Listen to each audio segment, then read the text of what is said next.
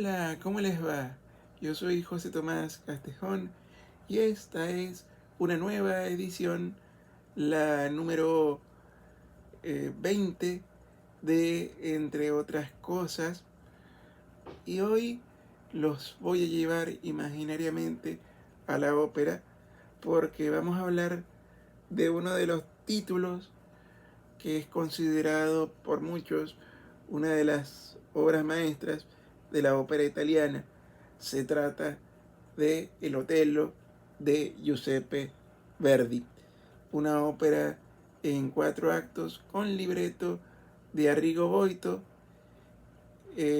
basada en la obra de teatro Otello, el Moro de Venecia, de William Shakespeare. Otello marca, por así decirlo, una triple reconciliación desde el punto de vista artístico eh, para Verdi. Primero, una reconciliación consigo mismo, porque él llevaba retirado de los escenarios desde el año 1871.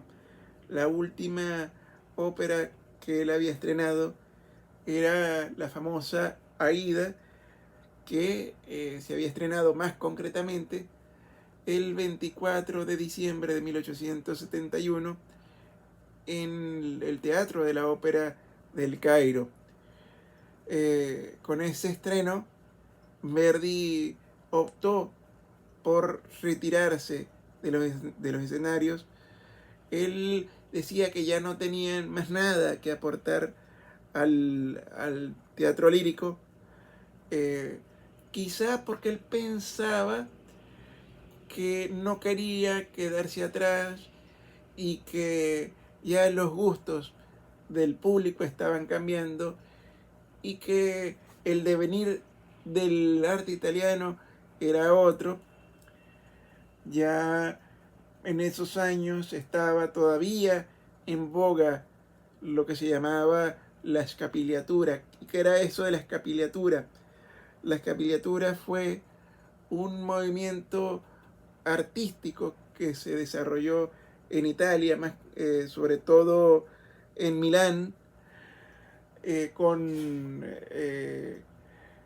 artistas o jóvenes artistas que pretendían revolucionar el arte italiano, que ellos consideraban que estaba estancado en la época del Risorgimento italiano.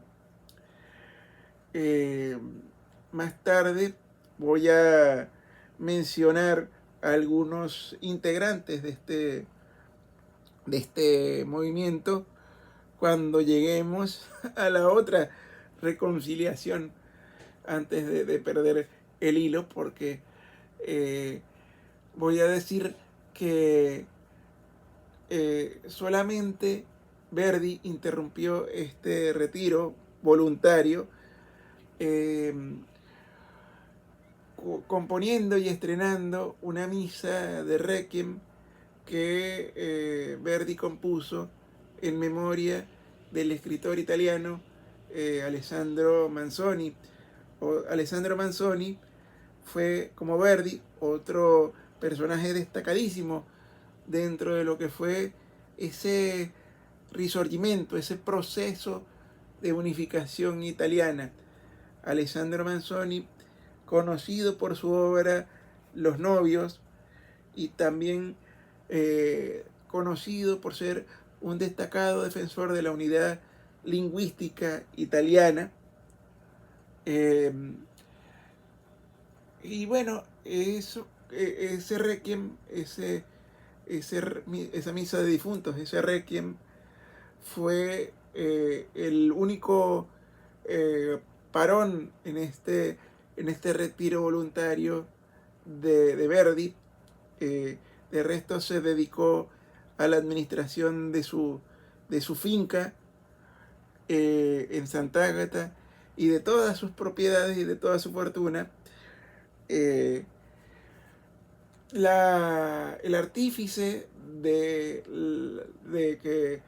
que Verdi volviese a componer ópera fue su editor musical, Giulio Ricordi, quien por carta y presencialmente lo intentaba convencer para que retomara la composición teatral.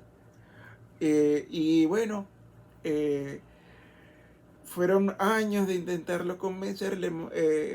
Ricordi le mostraba a Verdi libretos de Arrigo Boito. ¿Y quién era Arrigo Boito? Y aquí sí voy a hablar de lo que fue la escapilatura, porque Arrigo Boito perteneció a este movimiento de la escapilatura.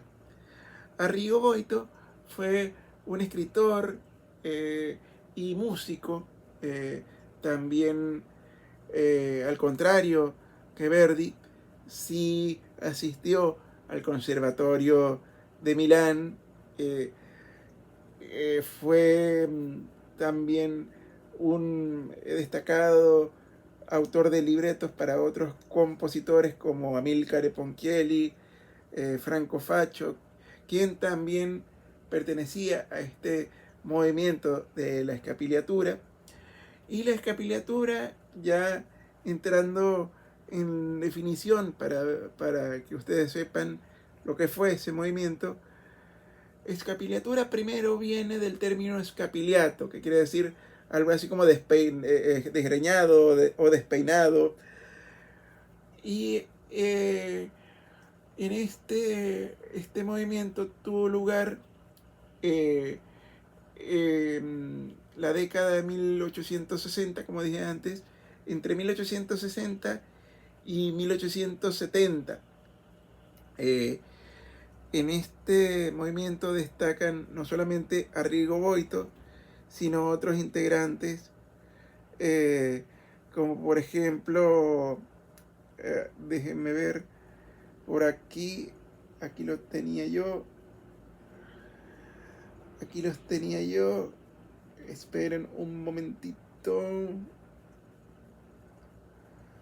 a ver,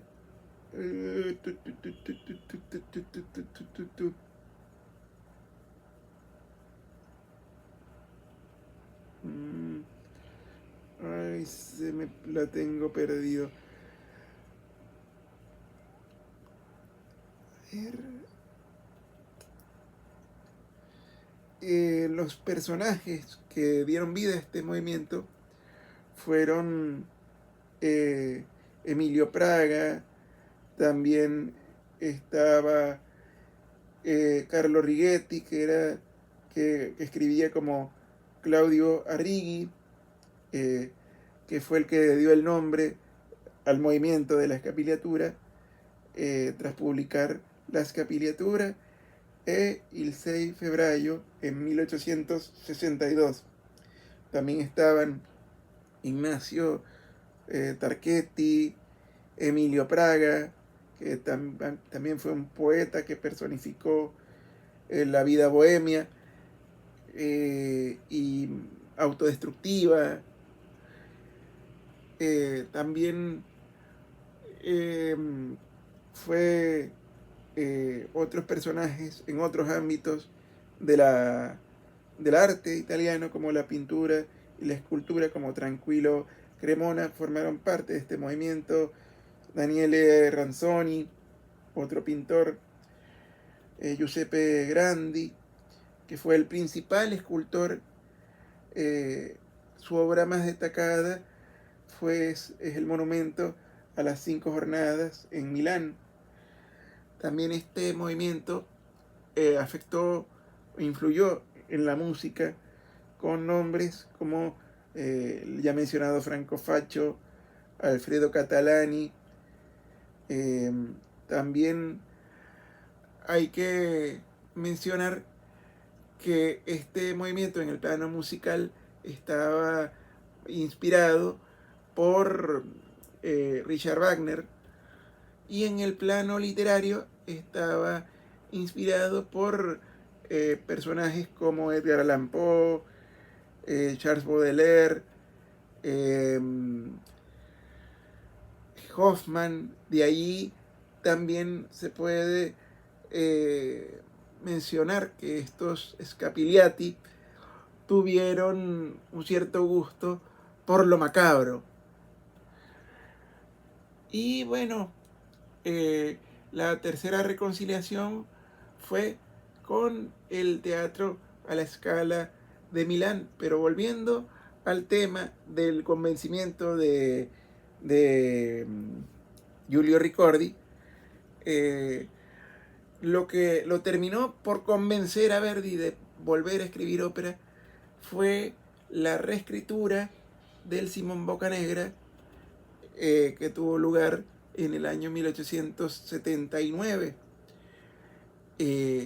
con libreto, por supuesto, de Arrigo Boito, que se quedó, que Verdi se quedó completamente impresionado por la modificación del libreto de esta vieja ópera que ya se había estrenado en 1857 con otro libreto, con el libreto de Francesco Maria Piave.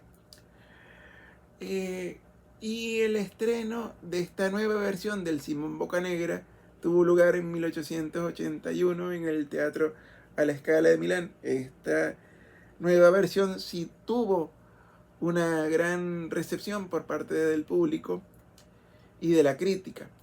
Y fue el pistoletazo o el impulso que necesitó Verdi para escribir Otello. Otello, hay que decir, antes de terminar esta primera parte de esta conversación, hay que decir que no fue el primer acercamiento de Verdi a Shakespeare. Ya en los años 40 del siglo XIX, en 1843, Verdi tenía pensado ponerle música al Rey Lear, pero este proyecto no llegó a concretarse debido a las inseguridades de Verdi, porque Verdi siempre pensó que una ópera del Rey Lear siempre se quedaría pequeña en torno a la inmensidad de esa obra, de la obra original de Shakespeare. De hecho, hubo varios intentos con varios libretistas, como por ejemplo Antonio Somma o incluso Salvatore Camarano, pero como digo, Verdi no llegó a fructificar este proyecto. Sí lo hizo con la ópera Macbeth, que se estrenó en Florencia, en el Teatro de la Pérgola, en 1847, y más tarde Verdi hizo otra versión del Macbeth en el año 1865, una versión para la ópera de París, que es la versión que se representa y se graba actualmente.